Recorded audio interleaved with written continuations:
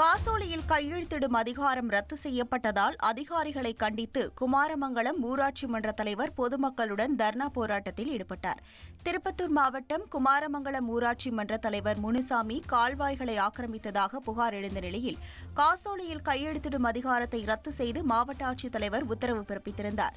இதற்கு எதிர்ப்பு தெரிவித்து முனுசாமி வார்டு உறுப்பினர்கள் பொதுமக்கள் என 50க்கும் மேற்பட்டோர் குமாரமங்கலம் ஊராட்சி மன்ற அலுவலகத்தை முற்றுகையிட்டு தர்ணா போராட்டத்தில் ஈடுபட்டனர்.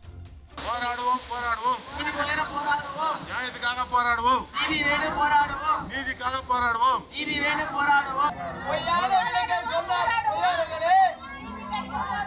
கிடைக்கிற வரை போராடுவோம் நீதி கிடைக்கிற வரை போராடுவோம்.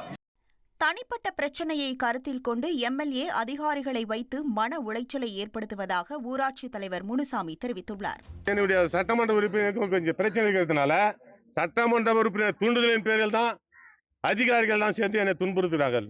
என்னுடைய கெட்ட பெயரை ஏற்படுத்தி கொண்டிருக்கிறார்கள். எங்க மக்கள் ஏதாவது குறை சொல்லவில்லை.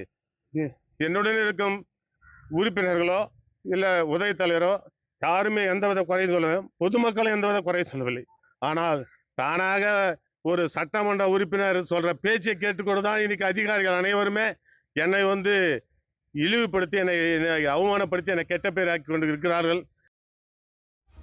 ட்ரெண்டை ஃப்ரெண்ட் ஆக்கிக்கோங்க. தந்தி டிவியின் சப்ஸ்கிரைபர்ஸ் அண்ட் ஃபாலோவர்ஸ் குடும்பத்தில் நீங்களும் இணையுங்க.